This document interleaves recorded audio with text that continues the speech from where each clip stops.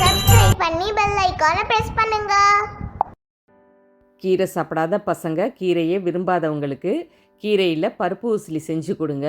நல்லா healthy and டேஸ்டியான இந்த ரெசிப்பியை பிடிக்கலைன்னு கண்டிப்பாக சொல்லவே மாட்டாங்க. இதை எப்படி பண்ணுறதுன்னு பார்க்கலாம். 100 கிராம் கடலைப்பருப்பை கழுவிட்டு தண்ணி சேர்த்து அரை மணி நேரம் ஊற வச்சுக்கோங்க.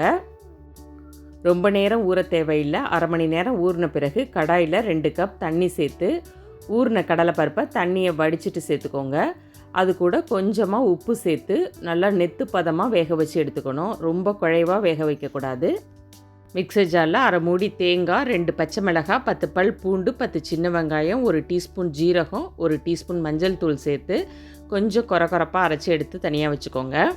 கடாயில் எண்ணெய் சேர்த்து 1 டீஸ்பூன் கடுகு, 1 வரமிளகாய் சேர்த்து தாளிச்சுக்கோங்க. இது கூட 1 வெங்காயத்தை கட் பண்ணி சேர்த்து வதக்கிக்கோங்க. வெங்காயம் நல்லா வதங்க விட்டு அரைச்ச தேங்காய் மிக்சரை சேர்த்துக்கோங்க. இதுவும் நல்லா பச்சை வாசனை போகிற வரையும் வதக்கி கொடுங்க. நம்ம சேனலை ஃபஸ்ட் டைம் விசிட் பண்ணுறவங்களா இருந்தால் மறக்காமல் சேனலை சப்ஸ்கிரைப் பண்ணி உங்கள் ஃபேமிலி அண்ட் ஃப்ரெண்ட்ஸுக்கும் ஷேர் பண்ணுங்கள். நம்ம சேனலில் நிறைய ஹெல்த்தி பொரியல் ரெசிபிலாம் அப்லோட் பண்ணியிருக்கேன். அதோட வீடியோ லிங்க் டிஸ்கிரிப்ஷனில் கொடுக்குறேன். கண்டிப்பாக செக் பண்ணி பாருங்கள். தேங்காய் மிக்சரை நல்லா வதக்கி விட்ட பிறகு நம்ம வேக வச்ச கடலைப்பருப்பை மிக்சர் ஜாரில் ஒன்றும் பாதியுமாக அரைச்சி எடுத்துக்கோங்க. வேக வச்ச கடலைப்பருப்பை அரைக்காமல் நீங்கள் முழுசாக சேர்த்தும் செய்யலாம். பல்ஸ் பண்ணி எடுத்த கடலைப்பருப்பை இப்போ கடாயில் சேர்த்துக்கோங்க. இதையும் நல்லா பரட்டி விடுங்க. கொஞ்சம் கூட ஒட்டாமல் எல்லாம் உதிரியாக வர அளவுக்கு இதை நம்ம பரட்டி விட்டுக்கிட்டே இருக்கணும். பருப்பு உசிலி அப்போ தான் நல்ல டேஸ்ட்டாக இருக்கும். இடையில கொஞ்சம் எண்ணெய் தேவைப்படும் போது 1 அல்லது 2 டேபிள் ஸ்பூன் எண்ணெய் சேர்த்துக்கோங்க. நல்லா இது போல் கலந்து விட்டுக்கிட்டே இருங்க. 75% கடலைப்பருப்பை குக் பண்ணிட்டோம். இது ரொம்ப நேரம் எடுக்காது வேகிறதுக்கு. ஓரளவு நல்லா செவந்து வர ஆரம்பிக்கும். அந்த டைமில் முருங்கைக்கீரையை நல்லா அலசி இதை கூட சேர்த்துக்கோங்க. முருங்கைக்கீரையை சேர்த்த பிறகு தண்ணி எதுவும் சேர்க்க வேணாம். நம்ம முருங்கைக்கீரையை அலசி சேர்த்ததுனால அதில் உள்ள ஈரப்பதத்திலே முருங்கைக்கீரை வெந்துடும்.